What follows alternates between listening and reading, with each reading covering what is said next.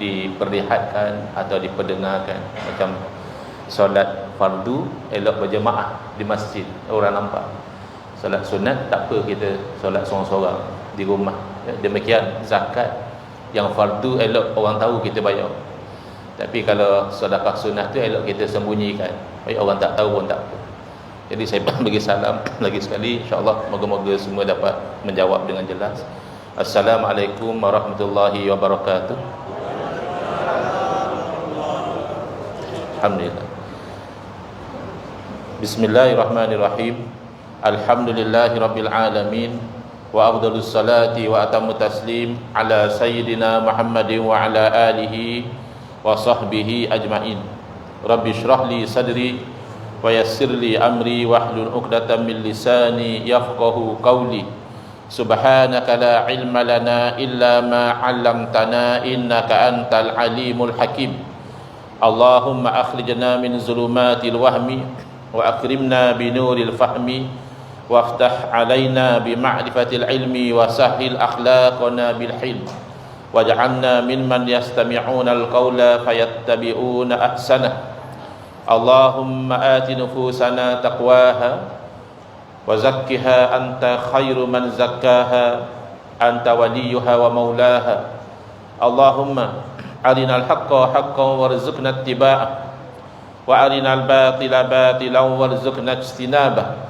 Allahumma anfa'na bima 'allamtana wa 'allimna ma yanfa'una wa zidna ilma wa huda. Amma ba'd.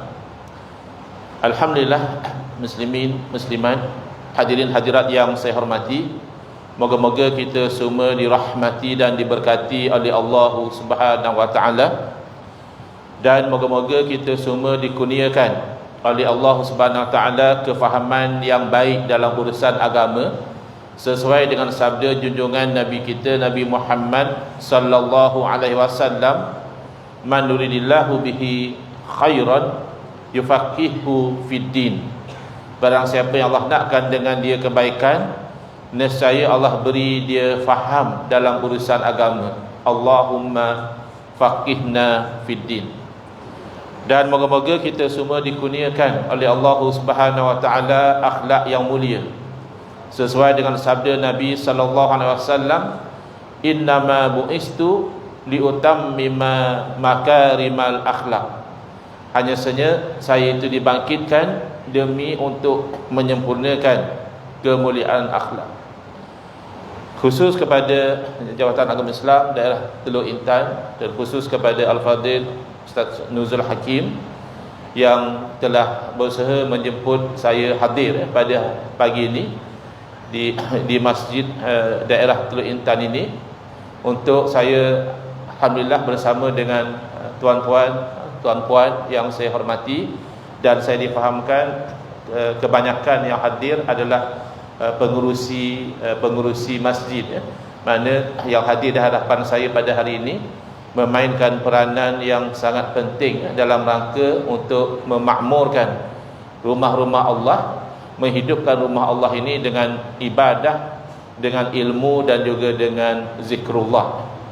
Baik, tajuk yang kita akan fokus pada hari ini dalam tempoh mungkin sejam, iaitu tentang memahami iman, Islam dan juga ihsan mengikut neraca ahli sunnah wal jamaah. Saya ada sediakan slide sebenarnya untuk ditunjukkan, tapi tak kena kabel, katanya lah kabelnya tu tak jadi. Jadi pengajaran kita yang pertama, rupanya dalam hidup ni kabel ni penting tuan-tuan. Tak ada kabel, kadang kita dah repair dah apa, tak jadi juga, tak keluar dia. Jadi apa pun insya-Allah sedang diusahakan untuk menggunakan laptop. Sementara itu saya mukaddimahkan dengan hadis Jibril alaihi salam, hadis yang masyhur, hadis sahih, antaranya riwayat Imam Muslim rahimahullah taala daripada Sayyidina Umar Al-Khattab radhiyallahu anhu. Sayyidina Umar menceritakan, satu hari kami sedang duduk bersama dengan Nabi sallallahu alaihi wasallam. Irtala alaina rajulun syadidu bayadis siyab. Tiba-tiba datang kepada kami seorang lelaki sangat putih pakaian dia. syadidu sawadi sya'ri, dan sangat hitam rambut dia. Yang hairannya, la yura alaihi atharus safar wa la ya'rifuhu minna ahadun. Nak kata dia orang jauh, tak nampak pula tanda-tanda dia orang musafir. Nampak kemas elok macam orang kampung sini juga. Nak kata orang sini, tak ada orang kenal. Siapa dia ni? Tak ada orang pernah nampak. Jadi dia tanya-tanya, siapa orang ni? Yang lebih menarik perhatian lagi, hatta jalasa ila Nabi SAW fa asnada rukbatahi ila rukbatai. Lalu dia terus bergerak menuju kepada Nabi SAW, duduk betul-betul di hadapan Nabi SAW, lutut bertemu lutut. Wa wada'a kaffaihi ala fakhizaihi, dan meletakkan kedua tangannya di atas paha. Wa qala ya Muhammad. Lalu lelaki yang berpakaian putih tadi bertanya kepada Nabi SAW, atau bercakap kepada Nabi SAW, wahai Muhammad, akhbirni anil Islam. Bagi tahu pada teman, bagi tahu pada saya tentang Islam. Apa dia Islam? Faqala Rasulullah sallallahu alaihi wasallam, lalu Nabi SAW menjawab, al-Islamu an tashhada an la ilaha illallah wa anna Muhammadar Rasulullah sallallahu alaihi wasallam wa tuqimas salata wa tu'tiyaz zakata wa tasuma ramadhana wa tahujjal baita in istata'ta ilaihi sabila. Terus Nabi SAW menyebut satu persatu rukun Islam, mengucap 2 kalimah syahadah, mendirikan solat 5 waktu, menunaikan zakat, berpuasa pada bulan Ramadan, dan menunaikan haji ke Baitullah sekiranya mampu. Qala sadaqta. Tiba-tiba lelaki yang bertanya merespon kepada jawapan Nabi SAW, kata dia, sadaqta, benar, betul jawapan kamu. Bertambah heran lagi para sahabat. Dia tanya, dia kata betul. Biasakan orang tanya nak tahu. Bila dijawab, oh terima kasih. Ini tak, bila dijawab, kata dia, betul jawapan kamu. Jadi hairan sahabat mendengarkan demikian. Kemudian dia bertanya lagi, fa akhbirni anil iman. Tadi tanya tentang Islam, sekarang tanya tentang iman. Qala an tu'mina billahi wa malaikatihi wa kutubihi wa rusulihi wal yaumil akhiri wa tu'mina bil qadari khairihi wa syarrihi. Yang dikatakan iman, bahawa kamu itu beriman dengan Allah dan para malaikat dan kitab-kitabnya dan juga rasul-rasulnya dan hari akhirat, dan bahawa kamu beriman dengan takdir Allah, baik dan buruk, semuanya daripada Allah Ta'ala. Boleh je nak datang depan, silakan. Lagi baguslah ya, lagi dekat lagi bagus ya. Kalau kaum muslimin pun nak ke depan, ahlan wa sahlan, dipersilakan. Cuma tak pasti ya, mungkin kaum muslimin reserve kawasan depan ni untuk yang makhluk ghaib, entah jin, entah malaikat yang hadir. Jadi masing-masing bagi ruang ya. Baik. Dan seterusnya, beriman dengan takdir Allah, baik dan buruk, hakikatnya itu adalah ketentuan Allah Ta'ala. Memang kita dalam hidup tak nak yang buruk, memang kita dalam hidup nakkan yang baik.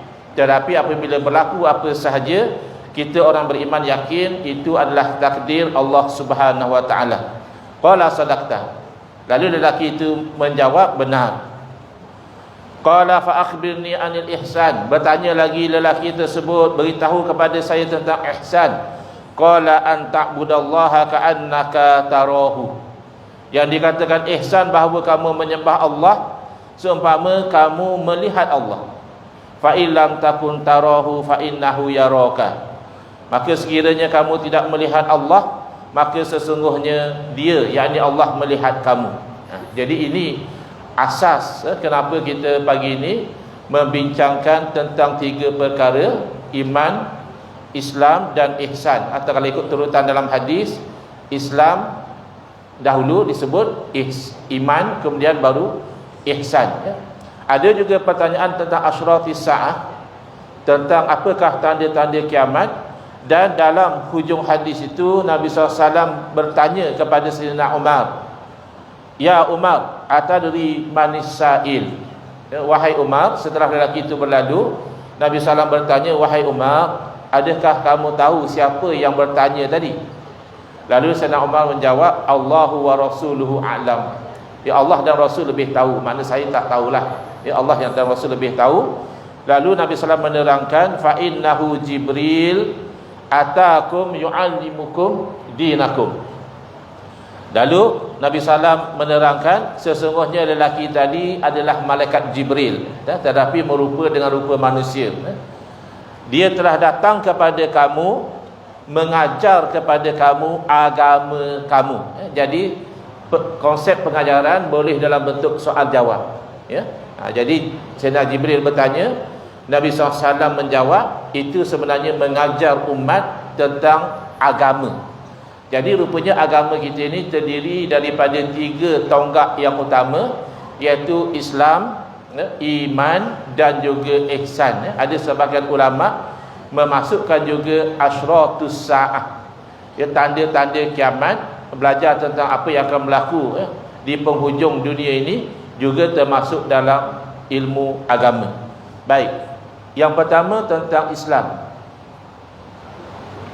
Dan disebut oleh Nabi SAW tadi, yang paling asas untuk seorang Islam mengucap 2 kalimah syahadah, solat fardu 5 waktu, puasa di bulan Ramadan yang kita sedang menghampiri, menunaikan zakat apabila wajib, dan menunaikan fardu haji apabila mampu. Baik, soalan, bagaimana kita tahu perincian daripada amalan ini? Islam ini menggambarkan amalan-amalan zahir. Mungkin wallahu alam, sebab itulah didahulukan persoalan tentang Islam. Daripada satu sudut, kalau kita fikir, patutnya kena sebut iman dulu, kerana iman itulah asasnya, daripada iman itulah terbitnya amalan. Tapi kenapa dalam hadis ditanya tentang Islam dahulu? Mungkin kerana Islam itu lebih mudah untuk diamalkan, kerana dia perkara zahir, berbanding dengan iman, iaitu perkara batin, itu lebih mencabar untuk difahami, diyakini dan dipertahankan. Orang masih boleh berpura-pura, orang munafik misalnya, iman tak masuk dalam hati dia, tapi dia menzahirkan Islam, dia menzahirkan amalan-amalan zahir, tapi batin dia tidak masuk iman. Jadi daripada sudut itu, Islam yang mudah dilakukan terlebih dahulu, kemudian meresap iman di dalam hati. Baik, di sini saya ingin menyentuh tentang kepentingan untuk kita itu beramal dengan Islam itu dalam keadaan bermazhab. Tadi mungkin ada disebut oleh Al-Fadhil Ustaz tentang beberapa amalan yang dilakukan di setengah masjid tidak mengikut kepada apa yang ditetapkan dalam mazhab. Tadi sebut katanya ada imam solat subuh tak baca kunut. Apa masalah? Tak ada masalah daripada sudut sah tak sah, sembahyang sah, kerana baca kunut subuh ni hukumnya sunat. Dalam mazhab kita dipanggil sunat ab'ad. Kalau tak baca disunatkan, ditampung dengan sujud sahwi, Akan tetapi kalau tak baca dalam mazhab kita, maka tak dapatlah pahala, kuranglah. Sembahyang tu sah tapi kurang sempurna berbanding dengan kalau kita melakukan perkara yang sunat. Saya nak sini. Boleh?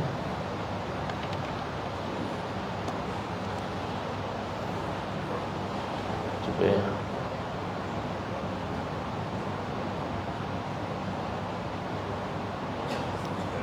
Boleh nampak ke tak? Boleh nampak? Kalau tak nampak, ya ke depan lagi. Nak besarkan lagi dah tak dapat dah. Baik, kita sampai di sini tadi ya. Jadi mungkin ada orang tanya, ada pengurusi masjid mana tanya barangkali, kata dia, pasal apa pula nak ikut mazhab? Yang penting kita ikut Quran sunnah lah. Kenapa? Dia minta supaya tutup lampu yang di bahagian depan ni. Jangan tutup semua nanti pakat tidur ni. Tutup yang depan supaya jelas. Boleh? Dia nampak dah? Baik. Jadi kita cuba nak menerangkan isu bermazhab ini, kerana ada orang dia kata tak payah dah mazhab-mazhab, kita dah ada Quran sunnah. pakai ikut Quran Sunnah terus lah. Baik, ini jawapan dia, ya. Sebelum kita menjawab kenapa kita bermazhab di Malaysia ini, kebanyakannya bermazhab Syafi'i, kena faham dahulu mazhab tu apa makna. Dari segi bahasa, mazhab daripada perkataan bahasa Arab zahaba yazhabu, yang bererti pergi, ya. Kalau ada ustaz-ustaz di sini mungkin tahulah, zahaba Umaru ilal madrasati, Umar pergi ke madrasah. Ini perkataan yang mudah dalam bahasa Arab. Apabila ditambah huruf mim di hadapan, dia bertukar fungsi menjadi nama tempat, ismu makan. Jadi bahasa Arab ni mudah, ya. Kalau makan, ta'ima yat'amu, makan. Tambah huruf mim, mat'am, tempat makan, restoran lah, ya. Kalau orang salah yang kesidu basuh, ya, maksal tambah huruf mim jadi tempat basuh, mungkin tempat basuh kereta, tempat basuh baju, ya, dia panggil maksal. Jadi zahaba yazhabu makna dia pergi, maka mazhab dari segi bahasa bermakna tempat pergi. Tetapi zahaba yazhabu juga boleh bermakna berpandangan. Misalnya kita jumpa dalam kitab disebut zahaba al-imamu Abu Hanifah ila kadza wa kadza. Al-Imam Abu Hanifah berpandangan begini. Wa zahaba imamun Syafi'i ila kadza wa kadza. Sementara imam kita Imam Syafi'i berpandangan begini. Zahaba boleh makna berpandangan, maka mazhab dalam konteks ini bermakna pandangan, ya, ataupun pendapat. Orang putih kata opinion ataupun school of thought, ya. Jadi kenapa kita nak ikut mazhab? Baik, jawapannya kerana kita berpegang dengan Quran dan Sunnah. Itu jawapan dia. Kenapa kita ikut mazhab? Pasal kita itu ikut Quran dan Sunnah. Macam mana pula? Macam mana pula ikut Quran dan Sunnah ni menjadi ikut mazhab? Kerana salah satu daripada dua natijah berpegang dengan Quran dan Sunnah adalah mazhab. Bila-bila masa ulama pergi pada Quran dan Sunnah, akan berlaku salah satu dari dua kemungkinan. Kemungkinan yang pertama, ulama pergi pada Quran dan Sunnah, mereka faham dengan kefahaman yang sama. Bila faham dengan kefahaman yang sama, keluarlah fatwa yang sama. Bila keluarlah fatwa yang sama, ini dipanggil ijma'. Ya, ijma' ni wajib diikuti, tak boleh langgar ijma'. Tetapi tidak jarang berlaku bila ulama pergi pada Quran dan Sunnah, ulama ini faham begini, ulama seorang lagi faham lain. Bila faham lain-lain, fatwa keluar lain-lain. Ini namanya khilaf. Dan fatwa yang lain-lain inilah dipanggil mazhab. Jadi orang yang kata kita tak payah ikut mazhab, ikutkan sunnah terus lah, ya, berarti dia tak faham. Padahal ikut Quran dan Sunnah itulah yang melahirkan mazhab. Macam mana kamu kata tak payah ikut mazhab? Lebih-lebih lagi, konsep mazhab diiktiraf oleh Rasulullah sallallahu alaihi wasallam. Kalau kita tolak mazhab, berarti kita tolak benda yang Nabi iktiraf, ya. Orang mungkin tanya, mana ada mazhab zaman Nabi, Ustaz? Macam mana Nabi boleh iktiraf? Zaman Nabi pun tak ada mazhab, ya. Kalau yang kamu faham mazhab tu mazhab Hanafi, Maliki, Syafi'i, Hambali, betul, tak ada wujud lagi zaman Nabi sallallahu alaihi wasallam. Tapi konsep mempunyai pandangan yang berbeza, ya. Orang ni faham macam ini, orang ni faham macam lain. Itu sudah ada di zaman Nabi sallallahu alaihi wasallam dan baginda mengiktiraf, ya. Kita lihat nanti contohnya. Baik, Al-Quran dan Sunnah adalah dua sumber wahyu yang menjadi sumber utama pegangan umat Islam. Berpegang kepada dua sumber utama inilah yang melahirkan pelbagai mazhab ini. Iaitu bila berpegang pada Quran dan Sunnah, mungkin berlaku ijma', mungkin berlaku khilaf. Contoh, ijma' ni kita dah sebut tadi, ya, bila ulama' faham dengan kefahaman yang sama, lalu berfatwa dengan fatwa yang sama. Fatwa yang sama inilah dipanggil ijma'. Tetapi apabila ulama' memahami Quran dan Sunnah dengan kefahaman yang berbeza, lalu berfatwa dengan fatwa yang berbeza, maka inilah yang dinamakan mazhab. Baik. Kenapa boleh berlaku beza-beza pula? Sumber sama saja, sama-sama rujuk Quran, sama-sama rujuk hadis, macam mana pula boleh jadi lain-lain? Nah, ini antara puncanya. Pertama, berbeza, ya. Khilaf ni maknanya berbeza dalam memahami Al-Quran. Sama-sama terima Al-Quran, sama-sama rujuk Al-Quran, tapi ulama ni faham ini maksud ayat Quran, ulama seorang lagi faham tidak, maksudnya lain. Ini salah satu puncanya. Punca yang kedua, khilaf dalam menerima dan berinteraksi dengan hadis, ya. Hadis lagi complicated. Kalau Quran tu selesai, semua terima kata itulah Quran. Tapi kalau hadis tidak. Ada hadis ulama ni kata dia saya terima, ini hadis sahih. Ini memang kemungkinannya daripada Nabi SAW. Tapi hadis yang sama ulama lain kaji, dia kata hadis ni tak sahih, kata dia. Ini hadis ni dhaif. Ada masalah pada perawinya, begini-begini. Jadi oleh kerana hadis itu diterima oleh sebahagian ulama, tidak diterima sebagai dalil hukum oleh ulama yang lain, berlakulah khilaf, ya. Nanti kita lihat dalam bab kunut ada punca di situ, ya. Dalam bab sunat tak sunat baca doa kunut, dia bukan punca daripada memahami Al-Quran, tidak. Dia berpunca dalam menerima hadis. Ada hadis yang diterima kuat oleh ulama ini, tapi dianggap tidak kuat oleh ulama lain. Akhirnya khilaf, ya. Kemudian khilaf dalam memahami uslub Quran dan Sunnah. Quran dan Sunnah ni ada cara dia. Kalau Quran larang, adakah haram, adakah makruh? Kalau Quran suruh, adakah wajib, adakah sunat, misalnya. Jadi ulama berbeza dalam memahami uslub Quran dan Sunnah. Dan lebih-lebih lagi kalau memang benda tu tidak ada nas, benda baru, ya. Zaman Nabi SAW tak berlaku, ya. Pemindahan organ misalnya, forex trading, ya, cryptocurrency, ya, ini semua tak ada berlaku zaman Nabi SAW. Jadi tidak adalah Quran hadis yang cerita direct. Itu lagi besar kemungkinan ulama khilaf, ya, berbeza pandangan, dan pandangan itulah yang dipanggil mazhab. Contoh, kedua-dua kemungkinan ini berlaku, iaitu ketika para ulama merujuk kepada ayat suci Al-Quran, ya. Suratul Baqarah ayat 228 berkaitan dengan iddah perempuan, ya. Perempuan bila kena cerai dengan suami, jangan terus menikah, ya. Mentang-mentanglah Pak Wu lama tunggu, minggu lepas kena cerai, minggu ni dah nak menikah, tunggu dulu. Bukan tak boleh, boleh. Tunggu habis iddah. Persoalan, iddah tu lama mana? Jadi para alim ulama nak tetap hukum, mereka akan rujuk pada Quran dan Sunnah. Rupa-rupanya dalam Quran dah cerita dengan jelas, ya.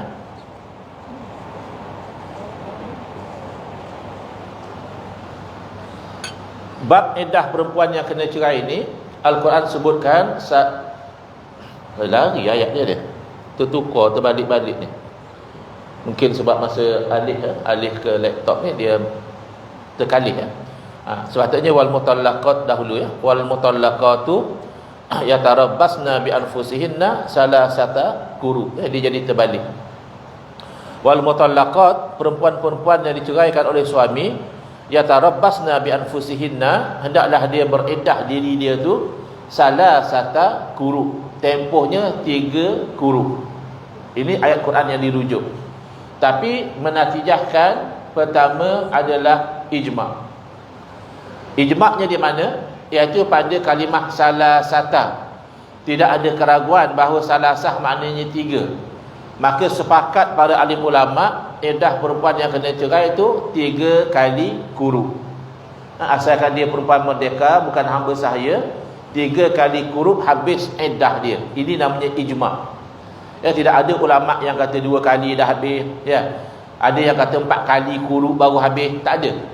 Semua sepakat, CS kata 3 quru. Kerana Quran dah sebut salasata, ya, salasata maknanya 3. Tapi dalam masa yang sama berlaku khilaf. Kenapa berlaku khilaf? Kerana kalimah quru dipanggil kalimah mushtarakah, kalimah yang dikongsikan makna. Perkataan sama, makna lain-lain. Dalam bahasa Melayu ada tu. Perkataan kaki misalnya, kaki, ya. Kalau satu orang dia kata, ya, teman ni sakit kaki, ya. Apa makna tu? Ya, kakilah, anggota kakilah. Tapi kalau isteri pesan kat suami, nanti abang pergi kedai beli kain 5 kaki, itu kaki ini juga ke? Tidaklah, takkanlah kain pada kaki pula.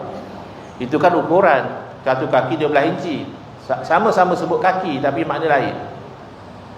Kalau ada satu orang pula dia kata, kamu bolehlah dengar dia sembang, tapi kalau kamu nak percaya, kaki pembohong dia tu. Pula kaki membohong. Kan mulut yang bohong. Mulut ke kaki yang bohong? Mulut yang berbohong. Tapi kaki di situ bukan makna anggota. Kaki di situ makna orang suka bohong. Itu bahasa Melayu, dia panggil satu perkataan dikongsi makna. Bahasa Arab juga begitu.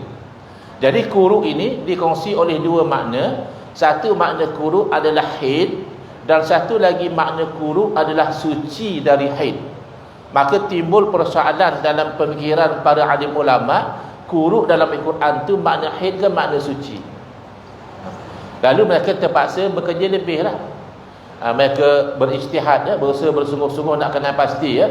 Mereka rujuk ayat Quran yang lain. Kerana apa? Ayat Quran sama ayat Quran ni saling tafsir menafsirkan. Ulama rujuk kepada hadis Nabi SAW yang berkaitan, kerana salah satu fungsi hadis menerangkan makna Al-Quran.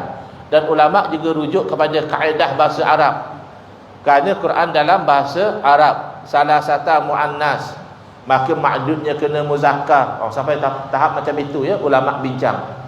Tapi apa sekalipun, akhirnya setelah mereka mengkaji, ulama dalam mazhab Hanafi memahami kuru maknanya haid. Lalu keluarlah fatwa 3 kali haid sudah habis iddah.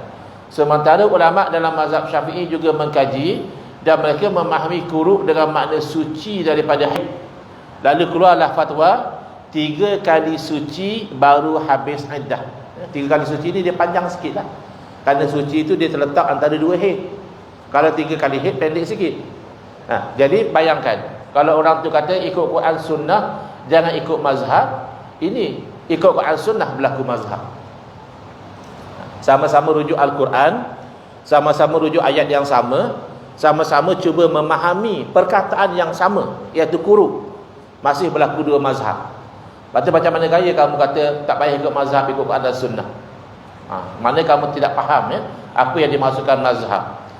Tadi ustaz kata mazhab diiktiraf di zaman Nabi SAW. Ini contohnya, iaitu 2 orang lelaki, mereka keluar. Allah, ini terbalik juga. Tertukar-tukar ya, ke depan ke belakang ya. Jadi 2 orang, saya cuba baca daripada kiri ke kanan. Patutnya Arab dia kena baca kanan ke kiri, tadi jadi kiri ke kanan. Saya cuba ya, insya-Allah. 2 orang lelaki keluar dalam musafir, kemudian masuk waktu solat. Jadi dia nak solat lah, nak solat tak ada air.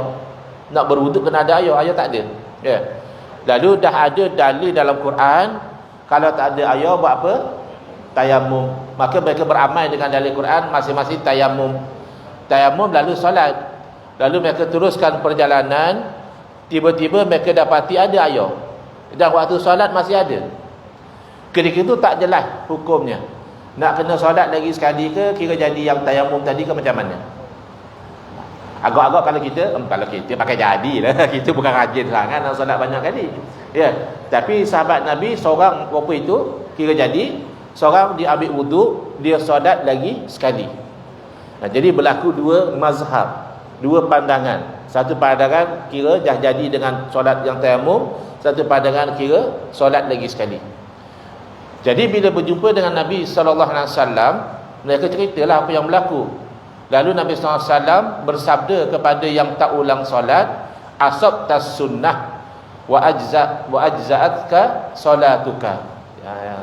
Lagu yang kamu buat tu dah kena dengan sunnah, dah jadi dah solat tu, selesai dah, sekali itu dah cukup. Jadi berarti beza dengan sikap sebahagian daripada umat Islam sekarang. Mereka ada satu sikap, kalau satu perkara sunnah, automatik mereka anggap yang satu lagi itu bid'ah sesat. Ya, tengok ya, di sebahagian, bukan semua. Contoh, baca suratul Kahfi pada malam Jumaat adalah sunnah, ada dorongan daripada Nabi SAW. Baguslah nak baca suratul Kahfi malam Jumaat. Tapi oleh kerana baca suratul Kahfi malam Jumaat itu sunnah, dia faham baca Yasin malam Jumaat bid'ah, sesat, masuk neraka. Bergaduh pula. Dan orang kampung biasa baca surah Yasin. Surah Yasin pun mati syahid sekat jalan. Dia suruh baca kahfi, ya, tak sempat masuk gear 1 dah syahid. Tak ada masalah, baca kahfi bagus. Tapi adakah dengan kahfi itu sunnah, maka automatik baca yasin jadi bid'ah? Tidak demikian. Sikap Nabi SAW, Nabi bersabda kepada yang tak ulang solat, kamu buat tu dah kena dengan sunnah. Nabi tidak berkata kepada yang solat 2 kali, kamu ni buat bid'ah. Tidak. Nabi bersabda, walakal ajru marrataini, dan bagi kamu dapat pahala 2 kali. Ini menunjukkan Nabi SAW mengajar kita berlapang dada dengan perbezaan pandangan. Pasal dalil tak jelas. Yang tayamum ada dalil, yang ulang solat ke tak ulang solat tak ada dalil. Bila tak ada dalil, masing-masing ijtihad.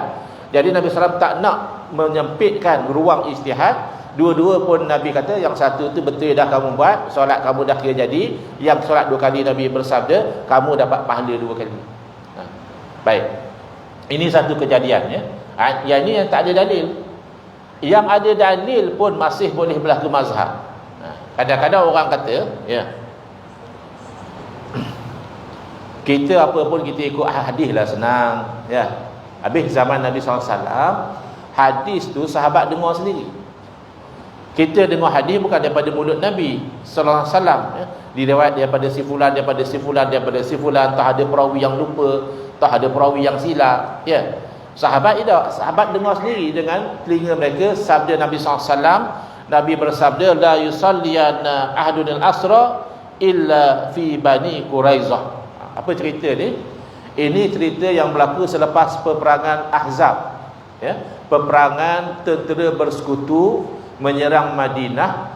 Lalu sebagai strategi perang di Madinah, mereka menggali parit supaya musuh tak dapat masuk. Maka peperangan Al-Ahzab ini dikenali juga sebagai peperangan Al-Khandaq, peperangan parit.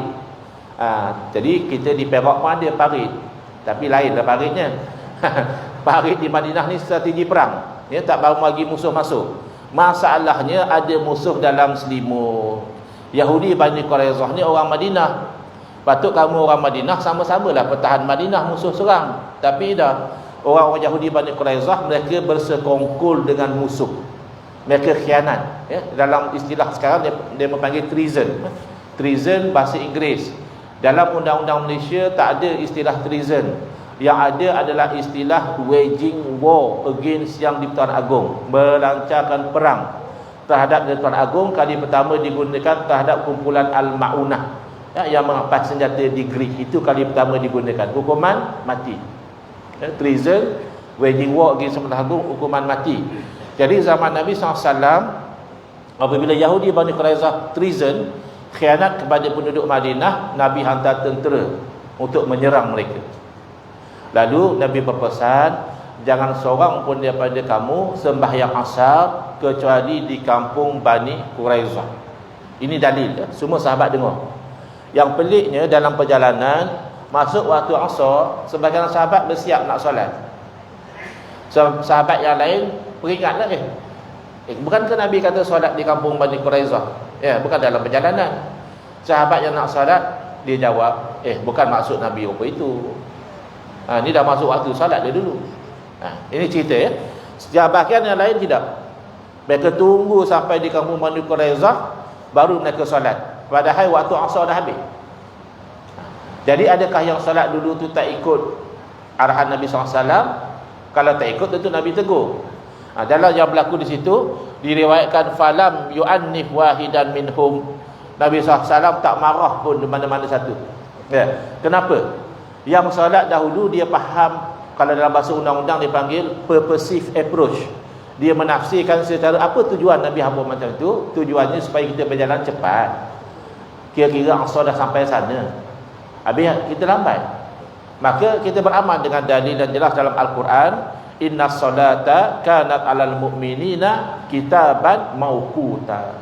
Sembahyang atas orang beriman adalah kewajipan yang berwaktu. Waktu dah masuk kita solat. Yang Nabi habar tadi maksudnya suruh cepat. Agak-agak asar dah sampai sana, tapi kita dah lambat, solat dulu. Adapun yang satu lagi yang tak solat tadi, dia memahami secara literal approach. Dia ambil zahir. Nabi kata jangan sembahyang di kampung Bani Quraizah, dia tak sembahyang walaupun waktu dah habis. Maknanya ini pengecualian. Dan kedua-duanya ada cara kefahaman yang berbeza. Nabi raikan kedua-duanya. Nabi tak marah mana-mana satu. Ini menunjukkan konsep berbeza pandangan bermazhab diiktiraf oleh Nabi sallallahu alaihi wasallam. Baik. Tapi zaman kita ni kadang-kadang orang suka tanya soalan yang lucu, ya. Soalan yang lawak, tapi lawak-lawak pun bahaya juga. Kalau tak dijawab dengan betul jadi keliru. Ada orang tanya, ya kita sekarang ni sembahyang ikut mazhab Syafi'i, mazhab Hanafi. Rasulullah dulu sembahyang ikut mazhab mana, tanya dia. Pernah dengar kau tanya macam ni? Tak pernah dengar, alhamdulillah. Kalau pernah dengar, kasihan. Soalan macam ni tak patut ditanya. Ya. Terutamanya oleh orang yang terpelajar, ya. Orang yang tak terpelajar mungkin dia tanya, Nabi dulu sembahyang ikut mazhab mana, ya. Jawapannya, Nabi SAW pasti sembahyang ikut wahyu. Sebagaimana yang diajar kepada baginda, macam itulah baginda solat, ya. Wa ma yantiqu 'anil hawa in huwa illa wahyun yuha. Jangankan solat, bercakap pun Nabi tidak bercakap ikut hawa nafsu. Bila Nabi bercakap, itu adalah wahyu yang diwahyukan. Pasti Nabi solat ikut wahyu.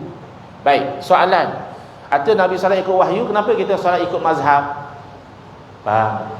Wahyu turun pada abang ke turun pada Nabi? Nabi solat ikut wahyu kerana Nabi dapat wahyu. Abang tak dapat wahyu. Abang kena solat ikut Nabi. Bila abang nak ikut solat ikut Nabi, itulah berlakunya mazhab.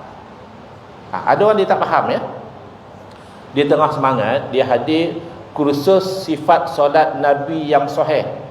Tuan-puan, kalau nak hadir kursus solat, boleh, bagus. Pastikan pengendali itu bermanhaj ahli sunnah wal jamaah. Jangan yang bermanhaj lain daripada ahli sunnah wal jamaah, nanti lain macam semayang kita nanti. Dah balik pada kursus solat, dah lain dah, takbir pun dah lain. Allahu Akbar. Stres. Main stres. Apa hal atas ni? Ya. Kang-kang tak sah kira dah selepa. Ya. Lepas tu jari telunjuk pula macam ni. Macam kamu solat. Bang, jangan tak tahu. Saya solat apa itu pasal nak ikut Nabi. Nabi SAW dah bersabda, sallu kama ra'aitumuni usolli. Hendaklah kamu semayang rupa kamu lihat aku semayang. Pasal itu aku semayang rupa itu, nak ikut Nabi. Bagus, semangat dia bagus. Tapi dia kadang-kadang terlepas pandang. Dia tepuk pelan-pelan, gosok, bang. Abang nak tanya, jangan marah. Bila abang lihat Nabi solat?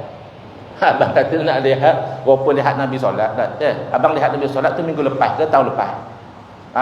Biar dia tu sedar balik. Ada kata kamu ni melampau sangat. Tak adalah teman tengok Nabi solat. Tapi masa bengkel kursus tu, ustaz tu habar, apa itulah Nabi solat. Ikut hadis yang sahih, disahihkan oleh Syekh Al-Albani. Masya-Allah, tabarakallah. Kalau macam tu serupalah kita. Kami solat pun kami tak adalah lihat Nabi solat. Tapi kami solat tu apa yang ustaz kami ajar. Dan ustaz kami pun tak lihat Nabi solat. Dia pun diajar oleh ustaz dia. Atau kalau kita mazhab Syafi'i, bersambunglah sanad solat kita itu kepada Imam Syafi'i rahimahullah taala, daripada guru beliau, daripada tabi'in, daripada sahabat Nabi. Hak tu baru betul sahabat yang melihat Nabi solat.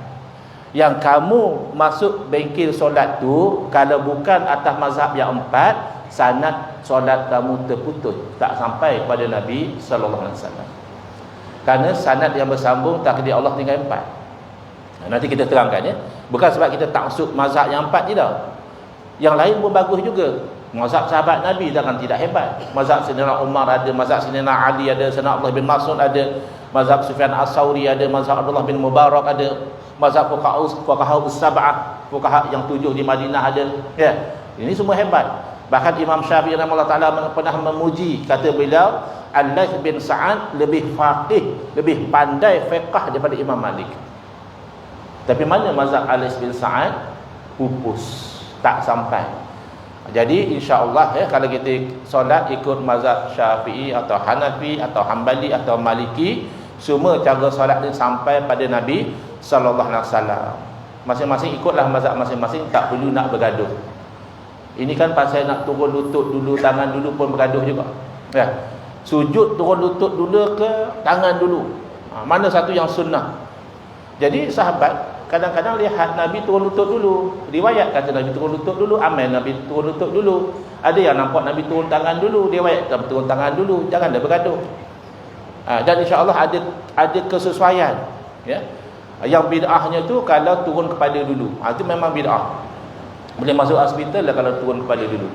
Tapi kalau tangan dulu ada riwayat, lutut dulu ada riwayat, dan kita kadang-kadang kalau lutut tak kuat, tangan dulu santai. Tapi kalau lutut masih kuat, lutut dulu pun tak ada masalah. InsyaAllah salah satu pun ikut Nabi SAW, ya. Jadi kita solat ikut Nabi, dan kita ikut Nabi itulah yang berlakunya mazhab, ya. Masing-masing ikut riwayat daripada para sahabat. Bahkan tabi'in biasa pergi pada sahabat, bagi tahu, tolong tunjuk apa mana dulu Nabi solat depan kamu. Sahabat tunjuk satu persatu, macam inilah dulu Nabi solat depan kami. Jadi riwayat kita itu bersambung. Jangan kita anggap remeh, ya, solat dalam mazhab Syafi'i atau mazhab lain, kerana setiap satu itu bersambung sanad. Ada pula yang tanya macam ini. Yang dia tanya yang dulu, ni dia tanya yang akan datang. Dia kata kita sekarang ni ikut mazhab itu, mazhab ini. Agak-agak Nabi Isa AS nanti turun ke dunia ikut mazhab mana? Yang kamu sibuk tanya Nabi Isa AS mazhab mana, tak kenapa? Benda yang tak berlaku lagi. Yang pertama, kita semua yakin Nabi Isa AS bila turun semula ke dunia akan memerintah mengikut syariat siapa? Syariat Nabi Muhammad sallallahu alaihi wasallam. Ya, Nabi Isa turun ikut syariat Nabi Muhammad, itu pasti. Atau kita semayang sekarang ni ikut syariat siapa? Syariat Nabi Muhammad juga, betul tak? Kita sekarang ni semayang ikut syariat Nabi Muhammad, bukan ikut syariat Nabi Musa, bukan ikut syariat Nabi Isa, Nabi Muhammad. Baik, nak solat ikut syariat Nabi Muhammad macam mana cara? Nak tunggu Nabi Isa turun dulu ke? Teman macam ni lah. Kalau Nabi Isa turun nanti teman nampak Nabi Isa tu baca doa kunut, mahulah teman baca. Tapi kalau Nabi Isa pun tak baca doa kunut, mana mahu teman baca. Habis Nabi Isa turun bila, bang? Abang nak solat subuh besok. Nabi Isa tak tahu turun bila, tak abang meninggal pun Nabi Isa belum turun lagi.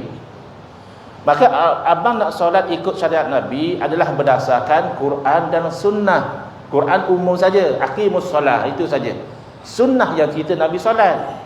Bila sunnah kita Nabi solat, ulama ambil daripada sunnah. Ada kalanya mereka sepakat kena rokok, kena sujud, itu dan ini. Ada kalanya mereka khilaf, sunat baca doa kunut, yang dikata tak sunat. Maka kita ikut yang mana kita belajar, yang kena kita taklid, insya-Allah betul dapat 2 pahala, salah masih dapat 1 pahala. Kerana berdasarkan ijtihad orang yang layak, ya. Baik. Selesai. Kenapa 4 mazhab saya dah terangkan tadi? Ya, asalnya ulama mujtahidin tu ramai, termasuk di kalangan para sahabat, ya, radhiyallahu anhum ajma'in, ya. Mazhab asalnya bukan 4. Imam mazhab bukan hanya 4 orang, ramai. Tetapi takdir Allah Subhanahu Wa Taala, semua mazhab ini pupus, ya. Tidak sampai secara sempurna kepada kita. Mungkin kita ada dengar fatwa sahabat Nabi, dengar fatwa Imam Hasanul Basri, dengar fatwa Imam Sufyan ibn Uyainah dan sebagainya. Tetapi tak boleh kita taklid kecuali kita memang tahu bahawa fatwa itu berkekalan, tidak ada pengecualian. Kerana kadang-kadang fatwa itu ditarik balik. Imam kita, Imam Syafi'i rahimahullah ta'ala, masyhur ada kaul qadim, pendapat yang lama, ada kaul jadid, pendapat baru. Jadi tak mustahil fatwa yang sampai itu dah tarik balik. Tak mustahil fatwa yang sampai itu pengecualian. Ingat tak dulu ada fatwa daripada mufti, kita itu sembahyang berjemaah jarak-jarak. Atau kita boleh amal lagi ke? Dah tak boleh. Kerana jarak-jarak tu ada sebab dia. Sebab dia dah tak ada. Nak mengelakkan jangkitan tu dah tak ada. Maka kita kembali pada asal sembahyang jemaah kita rapat-rapat. Baik. Jadi yang sampai secara mutawatir kepada kita hanya 4 mazhab, maka pilihlah salah satu. Ustaz, kalau saya nak amal 4-4 boleh ke? Masya-Allah, besar benar nafsu kamu, ya. Macam ni. Kita tak tahu 4 mazhab boleh. Kalau kita tu ada ketertarikan, ada masa boleh mengaji, kita nak belajar 4 mazhab boleh. Tapi amal mesti satu juga. Mana boleh amal 4-4? Dalam bab doa kunut ada 2 mazhab utama. Satu kata sunat, satu kata tak sunat. Atau kamu nak amal dua-dua macam mana? Baca ke tak? Kan satu je amalnya. Jadi kita ni kadang-kadang angan-angan tu besar sangat. Ya, orang zaman dulu memang ada yang Allah kurniakan kepada mereka kebijaksanaan, kefahaman, mereka mahir 4 mazhab. 4 mazhab mereka tahu. Tapi mereka amal satu. Mereka akan intisab, saya ni mazhab Syafi'i kata dia, saya ni mazhab Maliki kata dia. Yang kita ni satu mazhab pun tak mahir, berangan nak amal 4. Hentikanlah, itu angan-angan kosong nama dia. Ya.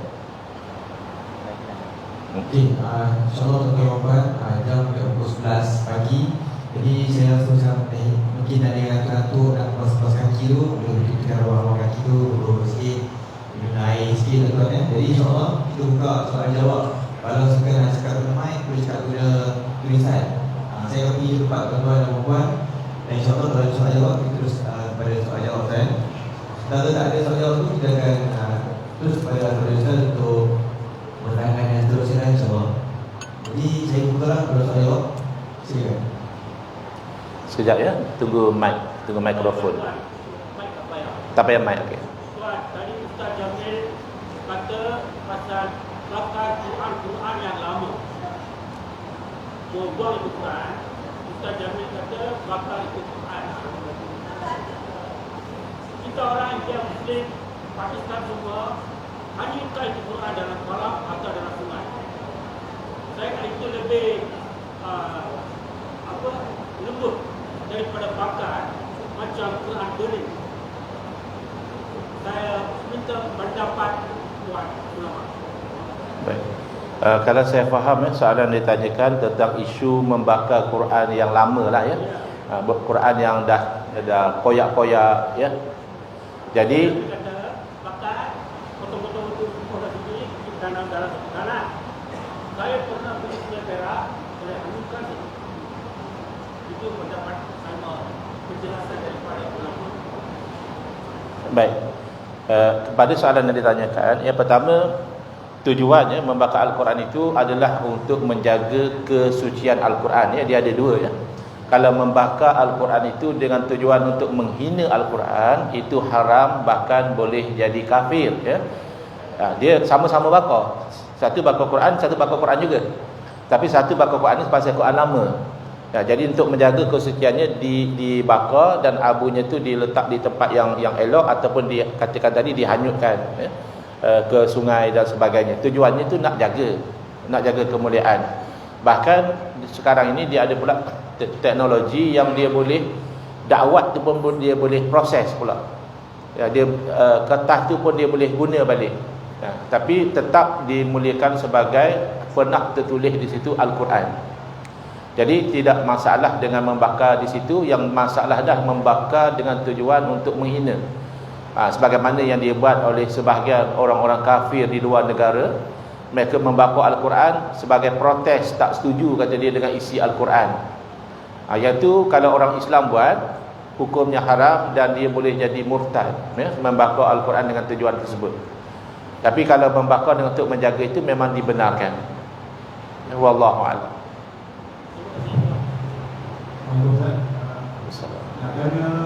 Adakah peruntukan undang-undang untuk diambil tindakan terhadap mereka yang menyebabkan masyarakat besar? Contoh yang baru, seorang profesor mengatakan pendapat dengan Syekh Ahmad.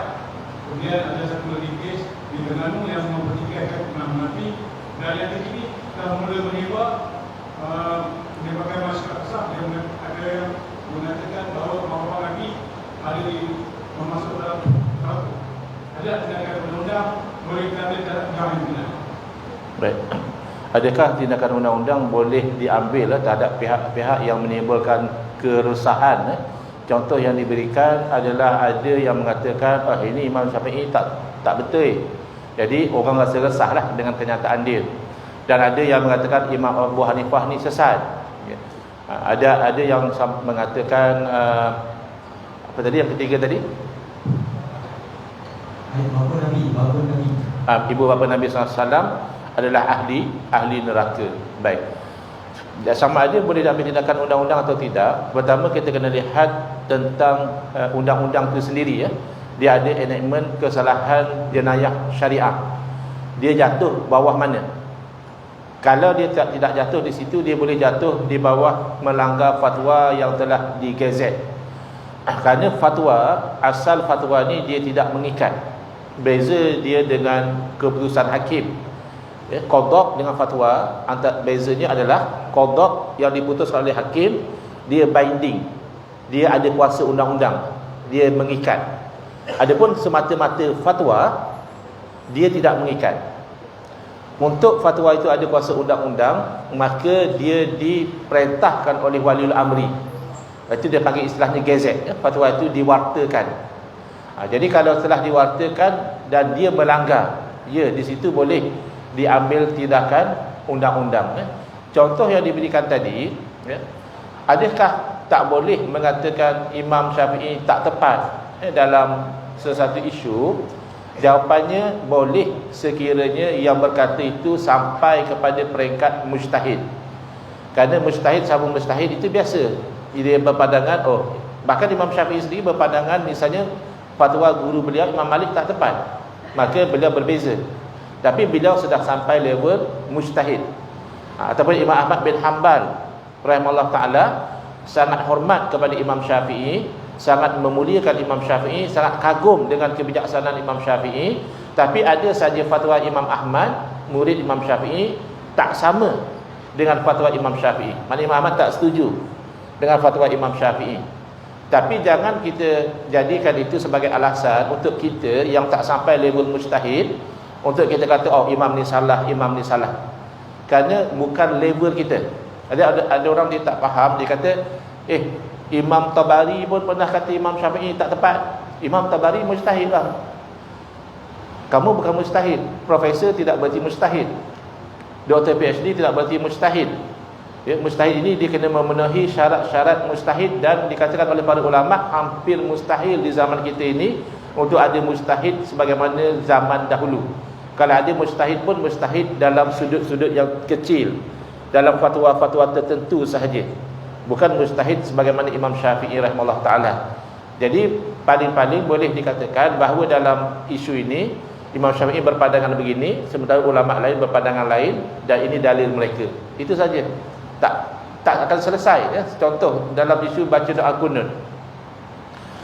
Isu baca doa kunut ni sebenarnya tak perlu diperbesarkan, dan ini kita sudah berlapang dada semenjak dahulu. Semenjak dahulu yang mazhab Hanafi, ada ke mazhab Syafi'i pergi kacau yang semalam di Masjid India, marah-marah kamu orang kenapa tak baca kunut? Ada? Tak baca? Tak ada baca kunut? Waktu Isya betul baca kunut. Okey. Sekarang ni yang tak baca kunut subuh, ada orang datang marah tak? Saya dengan Tuhan tak main marah. Tapi tak ada orang marah, ya? Ada orang mari marah tak? Tak ada. Itu saya kata. Jadi perbezaan antara Syafi'i dan Hanafi misalnya dalam baca doa kunut ni, semenjak dulu kita berlapang dada. Mereka tak datang marah kita baca kunut, dan kita pun tidak pergi marah mereka tak baca kunut. Masing-masing tahu, masing-masing ada mazhab. Tapi mari satu kelompok ni, bila dia pegang kunut tak sunat, dia mula katakan, siapa baca kunut buat bid'ah. Dan ini betul-betul berlaku, ya. Ada satu orang dia declare dalam Facebook dia kata, saya bersyukur kepada Allah SWT, akhirnya saya berjaya juga meninggalkan kunut subuh. Punya ceria dia dapat meninggalkan kunut subuh, dia declare dalam Facebook. Kenapa? Kerana dia ajar kunut subuh tu bid'ah, sesat. Jadi dia tinggal benda sesat, dia bersyukurlah. Ini tak betul, ya. Benda khilaf seperti itu, kita menganggap pegangan kita betul, tapi boleh jadi salah. Pegangan orang lain salah, tapi boleh jadi betul. Jadi kita ada kelapangan dalam beramal di situ. Dan golongan ini saya difahamkan bila mereka ada di India banyaknya mazhab Hanafi, mereka war-warkan bahawa yang sunnah adalah baca kunut. Jadi bergaduh dengan orang sana. Orang sana tak baca kunut. Bila dia duduk di Malaysia, di Indonesia, dia war-warkan yang kuat pandangannya adalah tak baca kunut. Jadi kalau baca kunut bid'ah. Dan ada yang tak sampai macam itu, tapi masih tak tepat, ya. Dia tak kata dah baca kunut bid'ah, tapi dia kata ikut dia pandangan yang kuat adalah tak baca kunut. Yang sebenarnya dia tak sampai pada level mujtahid tarjih. Untuk mentarjihkan mana kuat tu bukan level dia, dan tidak akan menyelesaikan. Contoh, ya, ada hadis yang jelas bahawa kunut subuh Nabi SAW baca. Nabi tak tinggal, ya. Nabi SAW baca kunut sebulan, kemudian Nabi tinggal. Wa amma fi subhi falam yazal yaknut hatta faraqad dunya. Adapun dalam salat subuh, baginda tak putus-putus membaca doa kunut sehinggalah baginda meninggal dunia. Jadi hadis ini jelas menunjukkan kunut subuh itu diamalkan. Bahkan dalam kitab Al-Mughni, mazhab Hambali menyebut antara yang mengamalkan kunut subuh adalah Khulafa Ar-Rasyidin, Sayyidina Abu Bakar, Sayyidina Umar, Sayyidina Uthman dan Sayyidina Ali radhiyallahu anhum, kesemuanya mengamalkan kunut subuh. Ya. Kemudian yang melihat bahawa kunut subuh tak sunat, bagi dia dalil tadi walaupun jelas tapi tak kuat, dhaif. Ya, maka dia berpegang dengan dalil yang lain yang sahabat Nabi berkata kunut subuh ni muhdas, benda baru. Dan hadis itu diketahui oleh ulama yang katakan sunat, kata mereka sahabat itu lupa. Kerana lupa ni tak mustahil berlaku pada sahabat. Kenapa lupa? Kerana ramai sahabat lain buat. Jadi kamu seorang kata baharu, kamu lupa atau kamu tidak mengalami. Jadi ini benda khilaf. Jadi tak akan kamu profesor, kamu kata bagi saya ini kuat, menyelesaikan khilaf, tidak. Kerana ulama yang lebih hebat, ya, Imam Abu Hanifah kata tak sunat, Imam Ahmad bin Hanbal kata tak sunat, tidak membatalkan ijtihad Imam Syafi'i yang mengatakan sunat. Al-ijtihadu la yunqadu bil ijtihad. Ijtihad seorang mujtahid tidak akan dibatalkan oleh ijtihad mujtahid yang lain. Apatah lagi orang yang bukan mujtahid tidak akan membatalkan. Jadi kita hiduplah dengan khilaf yang begitu, itu namanya berlapang dada. Tak masalah, yang pegang mazhab baca kunut sunat baca, yang pegang kata tak baca kunut tak baca.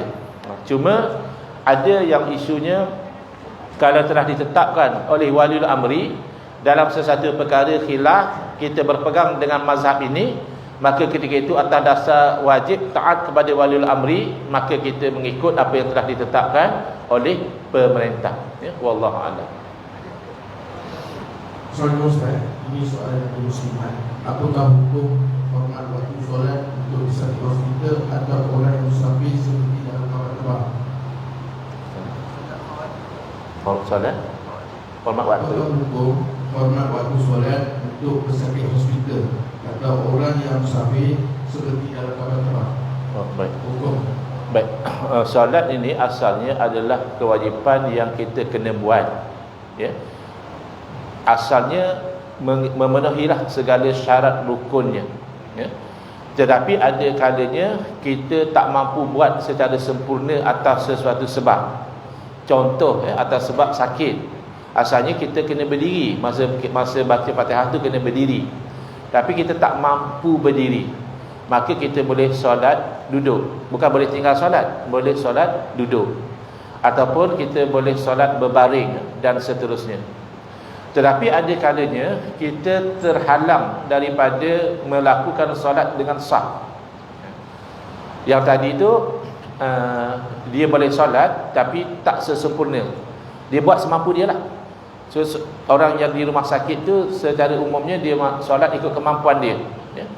Baring ataupun dalam keadaan duduk, dia masih wajib solat. Yang dikatakan solat menghormati waktu ni adalah dalam keadaan yang dia memang tak boleh solat dengan sah. Contohnya faqidut tahuraini, ya. Orang yang tak dapat dua penyuci, dia nak berwuduk tak ada air, dia nak tayamum tak ada debu. Tiba-tiba waktu solat dah nak habis. Kalau dia masih cari air, cari debu lagi, habislah waktu solat. Ketika itu dia solat. Itu yang ulama kata ra'i waktu tu, kerana waktu masih ada.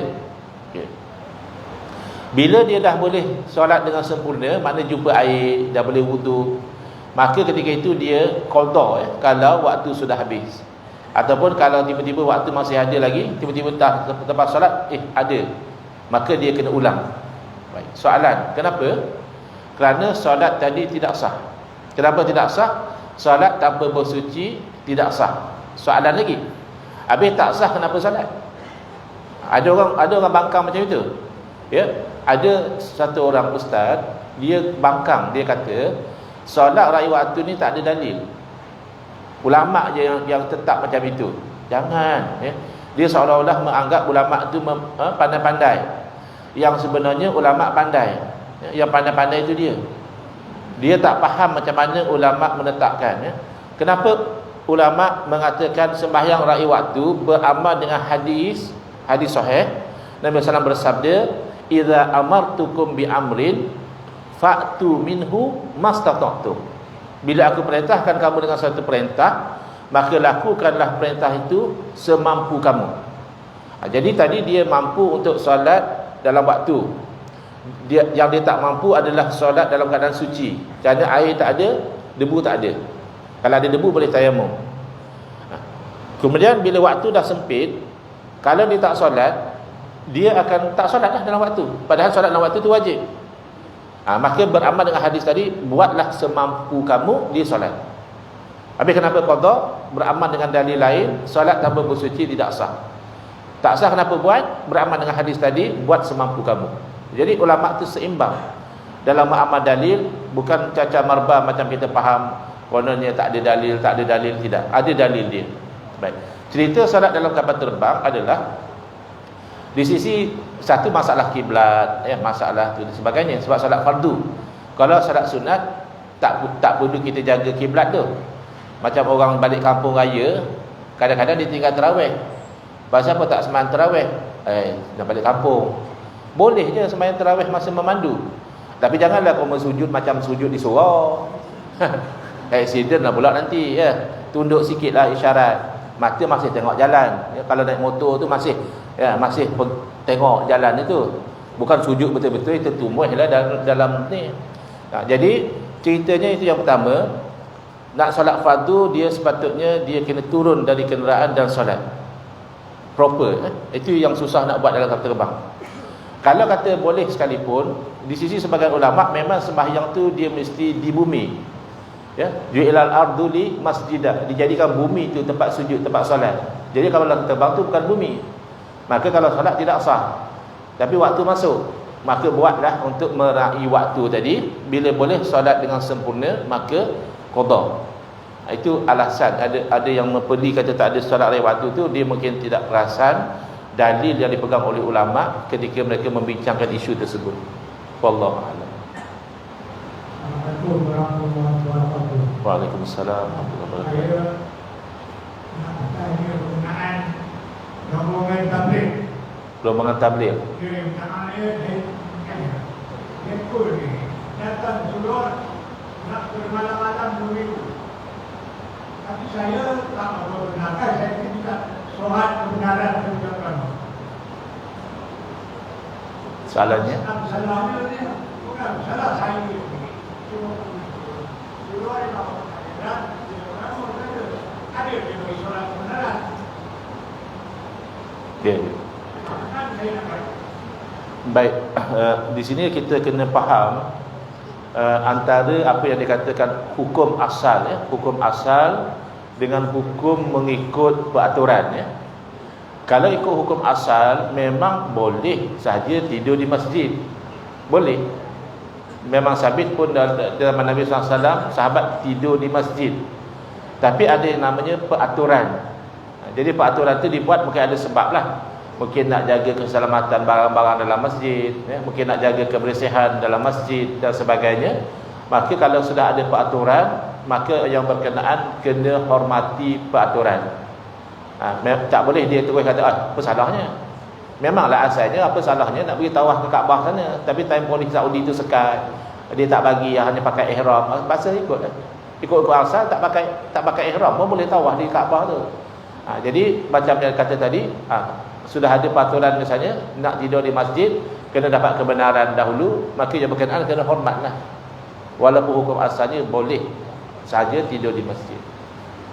Biasa kita nak keluar dari Islam.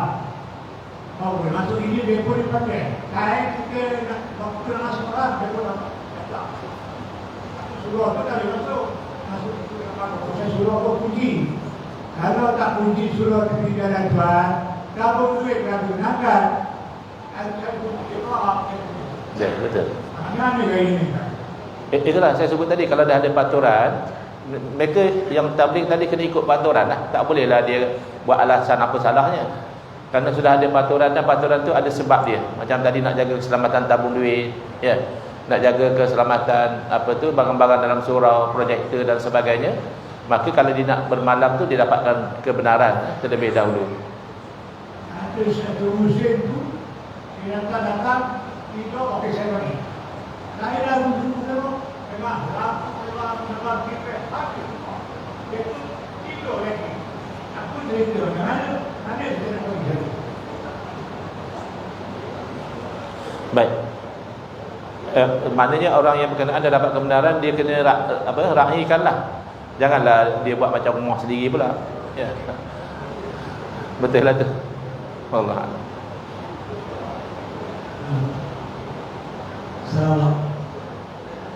Assalamualaikum warahmatullahi wabarakatuh. Waalaikumsalam. Yang berbahagia saya bersama Hari Persatuan Ibu. Saya hanya sekadar saya orang Yusuf dari Masjid Jamek Al-Muhajir Nampak. Banyak perkara yang Ibu sebut sama bagi kami memerlukan pembacaan yang agak lama. Sebab ini merupakan fatwa-fatwa ataupun perkara yang berkaitan dengan mazhab.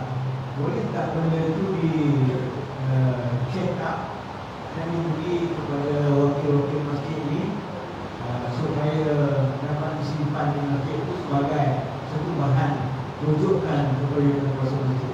Sekian, terima kasih. Boleh diusahakan insya-Allah. InsyaAllah. Sementara tunggu soalan, saya teringat tadi ada sebut tentang sebab dekat nak Ramadan ni, kadang-kadang kita ada acara perbalahan tahunan. Orang Islam ni ada saja tiap-tiap tahun benda sama. Masuk Rabiul Awal berbalah pasal Maulid, ya. Nanti masuk Syakban berbalah pasal nisfu Syakban, masuk Rejab berbalah pasal puasa Rejab. Masuk Ramadan yang popular berbalah pasal 8 dengan 20. 8 ke 20, 8 ke 20, ya. Baik, sebagai penjelasan, dalam isu bilangan rakaat tarawih ini ada khilaf, ya, di kalangan para ulama. Jumhur ulama, majoriti ulama berpegang bilangan salat tarawih adalah 20 rakaat. Kerana itulah yang jelas diamalkan semenjak daripada zaman sahabat radhiyallahu anhum ajma'in. Mereka solat 20 rakaat, tidak ada yang bangkang. Mana telah ijma' sahabat Nabi, solat tarawih itu adalah 20 rakaat. Adapun berapa Nabi SAW solat tak jelas, ya. Yang pasti Nabi solat, sahabat ikut. Malam yang kedua lagi ramai yang ikut. Malam yang ketiga Nabi dah tak keluar, Nabi solat di rumah. Nabi SAW bagi tahu, bukan saya tak sedar, bukan saya tak tahu kamu tunggu, tapi saya tak mahu nanti diwajibkan membebankan kamu. Jadi bilangan tak pasti. Yang kata 8 itu bukan solat tarawih. Kerana dalam hadis itu, hadis riwayat Sayyidatina Aisyah radhiyallahu anha, Nabi SAW tidak pernah baik di dalam Ramadan ataupun di luar Ramadan lebih pada 11 rakaat. Jadi bila sebut begitu, maknanya bukan tarawih. Tarawih tak ada di luar Ramadan. Bila disebut baik di bulan Ramadan maupun di luar Ramadan, makna solat lain. Jadi kebanyakan ulama memahami itu solat witir. Yang tak lebih pada 11 itu solat witir. Bukannya 8 tarawih campur 3 witir, bukan. Yang pasti 20 rakaat daripada zaman sahabat sampai sekarang di Makkah, di Madinah buat 20 rakaat. Yang pandangan yang kedua adalah pandangan daripada Imam Malik. Satu riwayat daripada Imam Malik rahimahullah taala. Imam Malik ni salah satu sumber hukum yang dipegang adalah amalan Ahlul Madinah. Apa yang Ahlul Madinah buat zaman tu bagi Imam Malik itu sumber hukum. Kerana logik Imam Malik, kalau Ahlul Madinah dah beramai apa itu, maknanya mereka ambil daripada generasi sebelum mereka. Itu ibarat riwayat dengan perbuatan. Jadi zaman itu orang Madinah sembahyang 36 rakaat.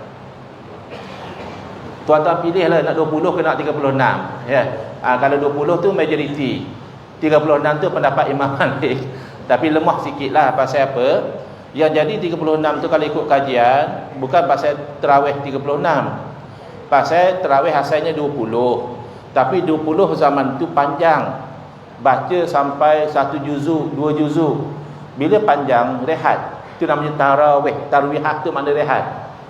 Jadi waktu rehat itulah salafus soleh di Makkah mereka tawaf sunat. Sambil rehat tu mereka tawaf sunat. Lalu salafus soleh di Madinah rasa cemburu. Tapi ni cemburu yang baik lah. Oh, untunglah dia orang dapat pahala lebih. Udahlah dapat pahala semayang tarawih, dapat pahala tawaf pula, ya. Tapi mereka ni di Madinah nak tawaf tak boleh. Bid'ah lah, bid'ah sayyi'ah kalau tawaf di tempat lain. Tawaf mesti di Kaabah. Jadi apa jalan nak buat supaya dapat pahala? Sementara tunggu tarawih dimulakan, mereka solat 4 rakaat. Jadi 4 kali break 16. Campur 12 jadi 36, campur witir jadi 39. Tuan-tuan nak pilih yang mana? Saya cadangkan pilih yang majoriti lah. Dalilnya lebih kuat, ya. Ijma' sahabat 20 rakaat, Makkah Madinah pun sampai sekarang buat 20 rakaat. Kalau nak pilih lah, ya.